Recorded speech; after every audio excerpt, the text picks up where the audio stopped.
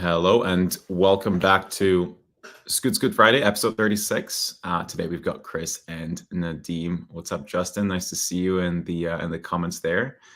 How's everyone doing today? Fantastic. Happy Friday. Yep.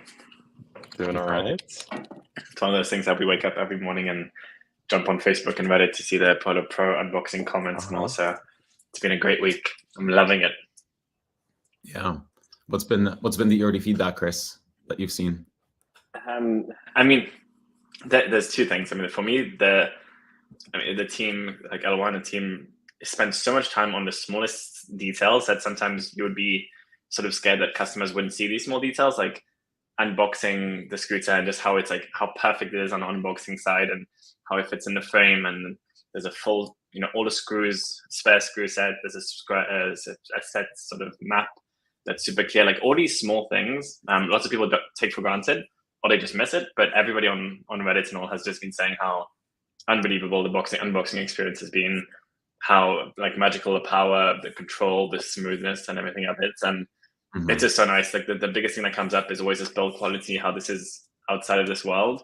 And it's so nice because it's literally like Apollo's first product that we've been working on for 3 years that is finally coming to fruition. And that's what Apollo is all about. And it's just nice to see customers understanding and a feel of that on Reddit. So yeah, super excited. I don't know if you guys have seen anything else or any other comments to add onto that. Nadim, what have you seen? Yeah, I have. I made a post in the on our company's Slack yesterday with a bit of a roundup from some of the comments we've seen. And really, I think what's so cool about the initial feedback is that I think we generally in the past have done a really good job of hyping up our products. And the feedback so far has been so positive because I think we've matched those hyped up expectations, maybe for the first time in our history. So I think a lot of positive feedback on the first ride, how smooth it is, the regen, which I think is, our bread and butter, throttle response. And yeah, like Chris said, the build quality and just all these like technological aspects that make the Pro special. I think anytime you're doing something like that, there's the concern that it's not going to work out as well as you might expect. But that's exactly why we did the beta program. That's exactly why we incorporated so much customer feedback. That's why we made 50 plus changes to the Pro to make it the best version possible. Mm-hmm. And I think we're seeing, and I think a lot of our customers who purchased the Pro and received them are seeing the fruits of that labor. Yeah, and point to what you said, Nadim, I think is, again, the beta program. This is the first ever product that we have that went through a full beta program for like 6 to 8 months, right? So I think all of that, yes, it's hard for us to have slowed down a launch and taken time and spent a lot more time and sort of money on the developments and time. But anyway, we're not going to talk too soon, but the first batches have been incredible feedback, and it's so nice to see everything come together. Match, I don't know if you had anything you saw on your side. What are your thoughts about the launch so far? I think for me, what's interesting is just how slow we took this process. We in the past, we typically rushed launches because we were very eager to get the product out to market. And as you correctly pointed out, Chris, the Pro is the first scooter that's 100% our design, our IP, our packaging. We have complete and total control over everything. Unlike with products in the past where maybe we were partially, owning the mold or just making modifications to an existing mold. So I think not rushing it and taking our sweet time with the beta program was such a critical contribution, and not just for refining the product, but also for figuring out what the customer experience should be like, right? So like I see people in the comments here are pointing out the unboxing experience and even things like the setup sheets, as basic as it sounds, we didn't really have setup sheets before, right? Like, how do you actually use the scooter? What is the throttle for on the left for? What is the throttle on the right for? So we really took our time to think through the basics as well as all the details.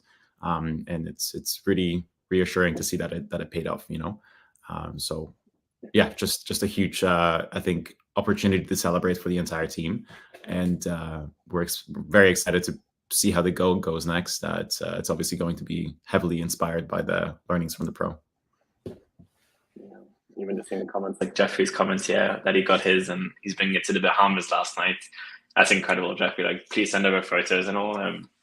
we read your review, and it's so nice. I'm really excited that you're having a lovely time on your scooter. So any feedback you have, please share. But in the meantime, enjoy your beautiful scooter and send a photo from the Bahamas. I think that's a first for us. Yeah. So I mean, in terms of some of the comments we're getting here, Justin, you're mentioning the colors in the Pro changing simultaneously. That's a feature request. We can definitely pass it along to Elwan, the software team. And then in terms of the IoT subscription, does it activate right away when you start up your scooter? What about Canadians who can't in winter? So from my understanding, it does activate when you sign up for the app. I think with Canadians, Nadim, do you remember we said something about this, right? Like, I think there was an extension that we offered to most Canadians because of the delays in deliveries. Am I remembering correctly? I think so, yeah. I think, I can't remember exactly what it was. I'd have to double check, but I think we're very lenient with the free trial part of it because of some of the delays with delivering the Pro. So yeah, I'd have to double check. Off the top of my head, I don't remember. Yeah, Justin, we'll get back to you, but I'm 99% sure that we offered an extension to the Connect plan because of the delays in deliveries. And Denny, okay, so Denny's asking a really, really good question here, and I think this is part of the reason we wanted Nadim back on the show today, because we've, in addition to all the Go stuff, all the Pro stuff that I think has been dominating these Scoot episodes for the last little while, there's also been a lot of work being done on the servicing expansion front. And Nadim and his team have been hard at work, figuring out what is a model that makes sense. Like, just for context, basically, no one's really solved servicing in scooters, right? Servicing in bikes has been solved for a long time. There's existing infrastructure, there's generic parts, but scooters, there isn't really a scooter shop you can take your scooter to and just get a tire changed or something like that, right? Like, you're always dependent on your manufacturer, on your supplier. And so Nadim's been spending a lot of time, like I said, figuring out what is a model that would make sense here. So Nadim, can you give us a high-level overview just of how you're thinking about solving servicing and making ownership easier for our customers? And then if you could also find a way to answer Danny's question here about why are parts fairly marked up, fairly expensive, that'd be great. Sure. Yeah. So I think the way that I see it, there's 3 types of repairs. The first one being repairs at home, which I think is something we want to always prioritize. And our approach to that has been, well, historically, it was always about just one random part, difficulties in identifying which part you even need in the first place. And then, you got to take like a part, you got to take your scooter apart, put in this one new part to fix your issue, and then kind of rebuild it together, all back up again. And so our approach to solving that pain point is transitioning away from selling singular components towards fully assembled sets of components.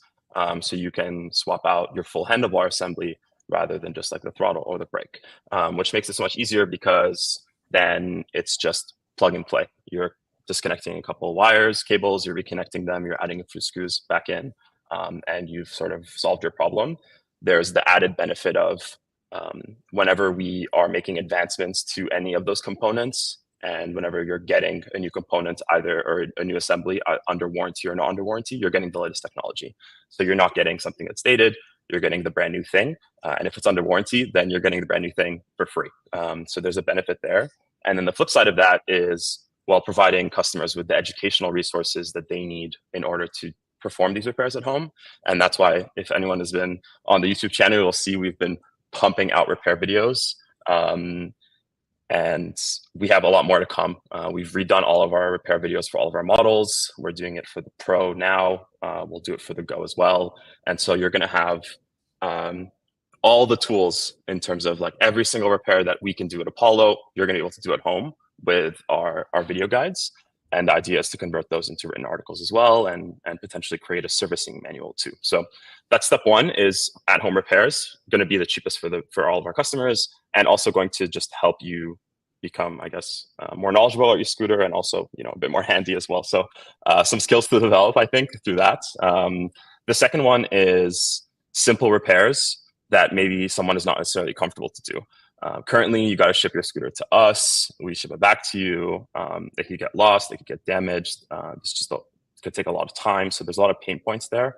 So one of the things that we're looking and have been working on is securing a national servicing partner that has hundreds of locations across the US that can perform a lot of these, what we call level 1 repairs. So simple repairs that don't really require a diagnostic.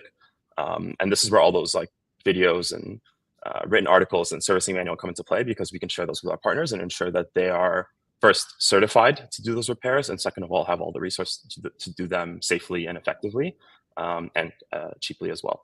So that's the plan for those level 1 sort of simple repairs. Now, some repairs are a bit more complicated. As we all know, scooters are not super simple products and require some expertise. And any repair that requires a diagnostic, we classify as level 2 repairs. And we've been working on expanding our network of level 2 partners, so a bit more specialty shops as well, looking at securing the 10 biggest markets where we sell the most products first, and then expanding beyond that. Again, leveraging the same tools with the videos, the certifications, and all that kind of stuff. So a lot of progress being made in terms of expanding our servicing network and providing local servicing options to all of our customers, or self-at-home servicing. Now, our servicing centers are going to remain available for anything that is a return that needs to be refurbished, or if the customer chooses to ship it to us because they don't have a local partner, then that option always still exists. So I think that those are the 3 or 4 different ways that we are planning out servicing, and I expect a lot of movement coming this year. We're trying to get that network as fleshed out as possible ahead of the summer. In terms of parts and cost for parts, I think the majority of the reason why parts are a little bit expensive, I think, not all of them, but some of them, is just because of our production capabilities. Like, we are producing all of these components custom, and we're not currently operating at a volume that's sufficient to get enough discounts. That's going to change with Best Buy, with some of our increased distribution. As those minimum quantities of productions go up, our cost goes down, and those cost savings can get passed along to our customers. So we're still reviewing all of our final pricing. I think, like you said, Denny, turn signal covers should be a little bit cheaper and should be easier to source. But I think that those are all things that are kind of in our pipeline to improve as time goes on. And just add on to Nadeem's point, again, we're also open to a lot of feedback, but most of the cost of this as well comes from shipping, which is also really expensive within Canada and the US to get a good shipping service overall. So, we could send it as our Canada Post or US Post, but the majority of the time it'll get lost or no tracking or anything, and that costs $1. So we could save $20, but then you have a terrible experience. So it's always about finding the perfect channels to do it. And I think, again, we just started the assembly kits. We'll see how it goes in terms of what's the most popular, what's needed, etc. We could be looking at potentially putting it on Amazon. A few of them, the popular ones, there's different things to just make it a better customer experience. So if any of you have any feedback on that, we're always open to it. But our goal is to get you, again, the cheapest spare parts at the best sort of delivery time with a good service. And we're not trying to profit on this at all. It's really just, again, giving you a good tracking and service overall. So yeah, a lot of work to be done, but the team's working hard on it. Yeah, thanks, Nadeem, for that overview. And just in terms of where we're at with the actual progress on this project, do you have anything you can share in terms of, I know the question people are ultimately going to ask is, is there going to be a servicing location in my city? So what are your thoughts on how we're expanding? I think we're progressing really well. I think, some of the challenges right now, well, first of all, we wanted to focus on our existing partners. I think we weren't great at doing that in the past. We had parts issues, and overall the process was very manual, very tedious, very difficult. So we've worked throughout the winter to streamline that process, and get caught up on the parts that we have, make sure that any customers that are currently using those shops have the best experience possible. And then from there, it's just a question of continuing to secure other level 2 partners. So we've got quite a few in the pipeline. Right now, we're just finalizing, I guess, our agreements. And once our agreements are ready and shared with those partners, I imagine the onboarding process from there should be pretty straightforward. So like I said, I think we're aiming for March to have those 10 top markets secured with those level 2 partners. The level 1 partners, the feedback we've gotten so far has been really positive. But when you're talking about hundreds of locations, that's going to take a little bit of time to work through, contract negotiations and all that kind of stuff. So far, I think like we've identified 2 really strong candidates, and like I said, the feedback has been really positive with them. It's just a question of getting their feedback on any agreements, on any pricing that we want to outline on the overall process, and most likely starting with a pilot with a handful of locations to start before expanding throughout the year. So by March, I can say that we are aiming to be within 10 major markets with level 1, or at least level 2 partners, hopefully level 1 as well. And then throughout the summer, adding those remaining locations and really trying to just hit as many as possible. Nice. Yeah, it's like you said, really exciting, but really complicated to make sure that when you secure deals like this at scale, the individual consumer that's going to walk into that specific location in that specific city has a good enough experience, right? Like all those systems, all those processes, all those things that you're talking about, they need to work well, right? Before we're ready to roll anything like this out into the public. And that just takes time. Like having reviewed your servicing agreement yesterday, there are a lot of considerations that go into signing up a servicing location, right? So, cool. Okay. Well, we have quite a backlog of questions here. Let's jump right in. So, Jeffrey, awesome to hear that you're loving your Pro. Let us know how it holds up over the next few weeks.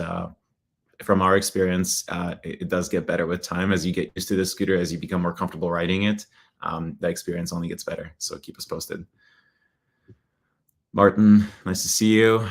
Apollo's figured out how to do region really well. The Go region is also great. So Martin, for context, is one of our early access / beta testers for the Go. He's been, I don't even know what your odometer count is at anymore, Martin. I feel like last we checked, you were at like 1,500 kilometers. So you're probably at like 3,000 next week.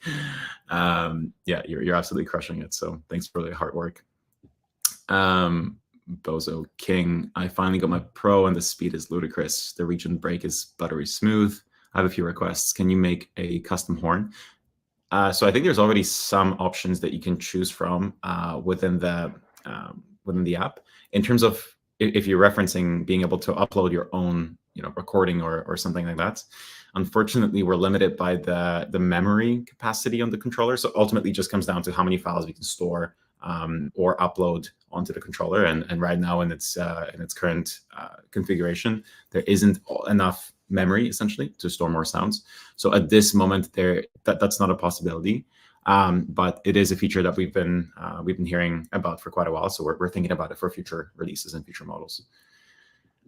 Let us know what your favorite sound is on the Pro right now. I have a feeling I know what it is, but let us know. Also, the lights on the Pro don't match on the app. I've heard that before as well. I think it's just a mapping of the RGBs. So we'll let L1 know too. This seems like a simple fix, but thanks for letting us know. Justin, in terms of the Apollo Go, did the beta program uncover a lot of changes that needed to be made to the scooter? Nadim, are you comfortable speaking on that? Like, I feel like you were a bit more involved in the beta than I was. I have to pull up my notes, but I think anecdotally, no. I think the Go was, whereas the Pro, I think there were quite a few changes that we ended up making after doing a lot of real life testing. With the Go, it wasn't the case because I think, like we've said in some of our videos, the Pro was like the big test, right? We tested all of the components, and all of those improvements that we've made on the Go on the Pro, have made their way down to the Go as well. So there was a lot less stuff to test. Like a lot of the components and the manufacturing process was already validated through the Pro beta. So for the Go, I don't think anything sticks out. I think really it was just like real life data that we were collecting in terms of range and stuff like that had to be adjusted. But in terms of like any hardware stuff, no. And actually we were quite surprised that the front suspension that we implemented pretty last minute was a hit. So really confident with that. I don't know, Chris, do you have something you want to add to that? Yeah, I do. Again, it is like you said, the majority of it all came from the Pro, which is great. I do have an exact list of like the small changes if you guys are very curious, but it was just small things like we had a safety strap on the folding mechanism just for added safety. We have an improved rear suspension, so a little bit more soft than what was done on the beta side. Folding mechanism deck button, so now it's the same as a Pro. That's what LY put in. A few app changes on the cruise control and turning signals. Improved headlights, so a little bit more lumen. So I think it's now 1,200. Before it was a little bit light. And then brighter brake light, improved front suspension damping system, and improved assembly and QC. So again, a lot of small things, but these things really can make a huge difference. And like you said, I think the majority of it comes from the Pro. So overall, with the beta program for the Go is over 6,000 miles through the program. And again, just small things, small improvements, which is really reassuring, saying as it's coming next month. So yeah. Yeah, for context, that I think we've already produced the first like 600 units or something. We're just wrapping up the last 400. The initial production run is 1,000 pieces. So those will be shipping out in just a handful of days now. So for anyone who's thinking about the Go, pre-orders are opening up on the 7th. If you want to take advantage of some early bird pricing, it's important you place a reservation first, so you can head on over to our site right now, get the $20 reservation in. And once you are in our system as a reservation holder, you're basically going to be eligible for some additional discounts. So that's basically the only way to get it.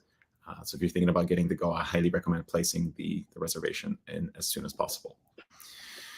Cool. Another question here about shipping for the Pro in the US. Nadim, can you just give us a quick update on how we're doing there? Yes. So we've gone through all the Indiegogo orders, and we've gotten up until, I just saw this, give me one sec, I think December 15th for non-Indiegogo purchasers for the US. And we've got a bunch going out today. I think another 45 or so scheduled to ship today. And then that leaves about, let me just see here. Sorry, guys. About 30 orders left to go. So we're making our way through it. A little bit slower than what I would like, but hopefully we can get these out as soon as possible. Cool. Yeah, they're coming. They're coming. Hang in there. I know it's extra painful when you start seeing pictures of other people receiving their Pros. So just hang tight. They're on their way. Any plans to customize the duration of the blinking signal for the City Pro? So this is just a highly debated topic. I think initially the City Pro, was set to expire after 7 blinks, and then we got feedback that people wanted to be able to click the button to stop the blinking. So I made that change, and then the complaints rolled in about it not auto canceling again. So I think right now he's about to release an update where you can set you can choose between those two basically. So you can either cancel it yourself or you can let it expire on its own. And then in the event that it expires on its own, you will have the option to choose between, I think, 7 blinks. And I don't know exactly what the other option is going to be, but it's going to be a different number that you get to choose. So it's in the works, Joshel. Cool. Danny, I think we already addressed that concern there. Justin, what scooter are you going to compare on Apollo's scooter against next? I like the Segway Max G2 versus the Go. You should have talked about the Monster Rig. I don't know. You tell us. What do you want to see? We've heard some requests about the InMotion Climber versus the Go, but to be honest, it's not much of it's just not going to be fair. We've tried the InMotion Climber, and we don't enjoy. It's got to be a fair fight, I guess. Let's put it that way. So let us know what you'd like to see. Unless Chris, Nadim, do you guys have any thoughts? There isn't really a direct competitor for the Polo Go in my mind. Like it's just a different use case. Like if you do the Polo Go versus the new Air, like power and comfort, we're going to kill it. Portability, they're going to kill us. And then you go anything else on dual motor. The InMotion Climber doesn't have suspension, and it's an old scooter. Like it's still great value for money, but it's an old scooter and it just doesn't have that comfort. So it's really hard for the Go, and that's why we're launching the Go, because it's in a category of its own. And so I think it's quite unfair to compare it to anything really. I think it's really just there's going to be a lot of like reviews with ESG and everything coming on it, and like they compare it versus the scooters they have. So I think it's going to be a fair comparison. But again, the Go it's an own category. So if you guys have any things you want us to compare it against, I'm sure we'll do it. But Otherwise, it depends on what you personally need. If it's suspension, speed, comfort, and whatever that goes for you. Nice. Cool. Martin, at least some of us need good schematics and also exploded parts diagrams on the design side considered the servicing impact of removable batteries. I think the first bit is already accounted for in the servicing manuals Nadim was referencing before, so that's in the works. I think, Nadim, remind me, are we going to make that public as well to all of our customers? Yeah, for sure. I mean, anytime we create any resources that we use internally or with any partners, we make sure to include those or at least share those with our customers as well. Now, version 1 of the servicing manual is not really going to be that beautiful. It's just going to be a step-by-step guides, basically. We are going to make it look a little nicer through the chat assistant we have on the website, which lets us sort of like, add images and all that kind of stuff. But the servicing manual is going to go through a couple iterations. First of all, just like step-by-steps on how to do all the repairs. Second of all, we'll add some of those schematics. And then third, I think we'll start to like beef it up a little bit more as well with some technical drawings and some exploded views as well. Right now, we have lists for all of our assemblies, essentially what are the components, the subcomponents that make up that assembly. So those are all resources that are coming. We're redoing our entire help desk, by the way, so everyone knows. And it'll be just much easier to find information. And we're also adding a bunch of information as well. So all of that we're planning ahead of the start of the riding season. So a lot of movement coming on that front. Beautiful. All right, let's power through. We're like 15 minutes behind on these comments. We're answering comments from 10:45 and it's 11, at least here in Vancouver. Yeah. But okay, cool. Bozo King, my Pro kickstand is strong, but I'm essentially worried it's going to get damaged. Don't worry, we've gone through like 6 different iterations on the rubber on that kickstand. It is near indestructible, so don't be gentle with it. Use it like you mean it. Appreciate the answer. Hope to blah blah. Perfect. Signal covers in the toolkits. That's, I believe, already included as of the January productions. I'm pretty sure we got that feedback. So yeah, Martin, that's already been taken care of. Positive feedback for parts on Amazon, Chris. Shop manuals, I hope they become available. Dennis, what exactly do you mean by servicing manual? Servicing manual. So sorry, yeah, okay, cool. So I think we just answered that as well. Since the Pro can play Bluetooth from the phone, have sound stored in the phone, allow scooters to trigger the sounds from the phone. I think, Martin, that's probably in reference to the horn sound. Yeah, we're working on that again. We have a small but mighty software dev team, so they're picking their fights. These are nice to haves. We're very much focused on like what are some of the core issues, like more stable connectivity, more reliable auto recording of the rides. So I think they have a big backlog of just kind of core problems that they need to solve before they can move on to these, but that's a good suggestion. So we'll pass that along. Thank you. Intervention N746. Any possible plans for an ultralight carbon fiber commuter scooter like the new KQi Air? This is a hot topic right now for us because we're actively debating making an ultralight scooter, but we went to see a carbon fiber factory on our last trip to China, and it's a really interesting material to work with, first of all. But it only makes sense if you're able to place orders in the range of 50, 60, 70,000 pieces, which we are nowhere near, So in order to make carbon fiber affordable, you need to be a player like Segway or a player like New. Then you can make $1,000 entry-level scooter that's in carbon fiber. That's how they're able to do it. We unfortunately just don't have the means to do it right now. So instead, what we're looking at is we're playing with magnesium alloys, which are a substitute to the kind of traditionally used aluminum, and looking at how much we can bring the weight of the Go down without suspension. And yeah, we're kind of trending towards about 30 pounds. So imagine the Go with a 48-volt 10Ah battery, single motor, no suspension, magnesium alloy, about 30 pounds, probably price point of about 800 USD. Let us know what your thoughts are on this. That's sort of where the discussion is at right now. Okay, Chris, you want to swap me out here? Yeah, it's easy. I'm really excited for the new accessories in March. Any thoughts of a rain cover for those of you who didn't have the option to bring your scooter indoors? Great idea. Joshua, we have a scooter bag that's going to be available for the Photo Go. We haven't thought of a rain cover, but I'll pass it on to Elwa, who loves accessories. Denny, I think aside from the front fenders allow lots of degrees into suspension and a low top speed, my experience with City Pro has been impressive. That's great. And you're right, the back fender is fantastic. The front fender can use a little bit more of an angle to cover the suspension. El was working on that as well. That's already given great feedback. Would love to see a higher motor power that gives the City frame a bit more speed. Stay tuned. Again, a long time, but there's things in the work. Martin Solar P1. Okay, I've never heard of that scooter before, so let's look into that for the Go. What was the reason for choosing 9-inch wheels for the Go instead of the standard 10-inch wheels most have or bigger? I actually think 11-inch should be standard. Great question. The answer here is we did a comparison between a 9-inch and 10-inch. Essentially, there was not a huge difference in terms of comfort from customer feedback. And really, the biggest answer, to be honest with you, is 9-inch fits on a Best Buy store stand. And if we did 10-inch, the whole scooter box becomes too big. We can't be put in most of the stores in the US for the time being. So again, if the comfort was big, of course, we would take the 10-inch, but there was really a very small difference in preference from the customers testing it. So we decided to go 9-inch, but great question. My concern is seeing into potholes for sure. If you go into a pothole with a 10-inch or 9-inch, there won't be a big difference, to be honest.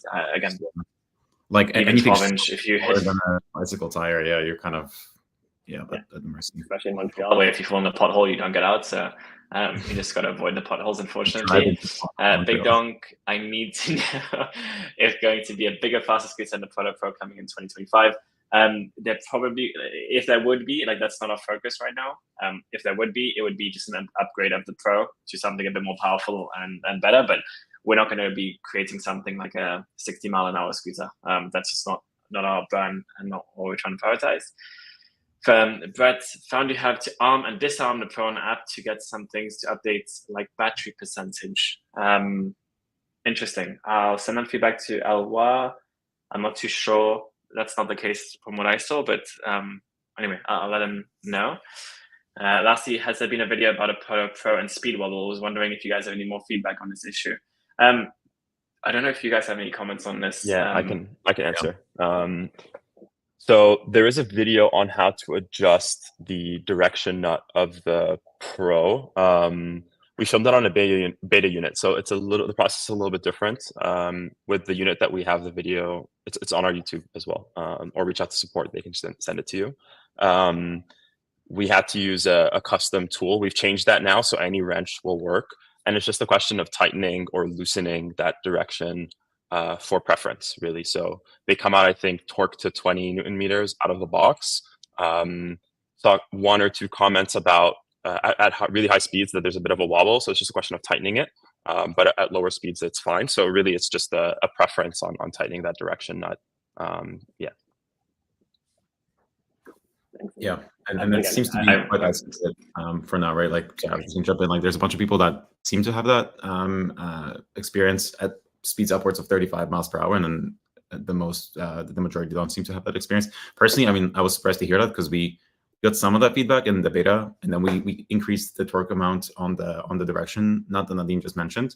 And when we tested the product in China, all of it was gone. So yeah, the adjustment should take care of it completely. Okay, cool. Anything else to add, guys? I know we're 5 minutes over, but any other wisdom you can impart? No, just keep sharing your Pro experiences with us on Facebook and the community, on the subreddit. Send it to a sport team. We've been getting so many positive emails about the Pro, and the team has been really motivated by that. So please keep that up. Enjoy, ride safe, and keep your eyes out for the Go. Make those reservations if you haven't already. Thanks for jumping on the channel and giving us all this feedback, guys. It's really cool. This is what helps us improve. Thank Absolutely. you. I appreciate everyone. Take care, guys. Thanks, you. Guys. Bye, everyone. Bye.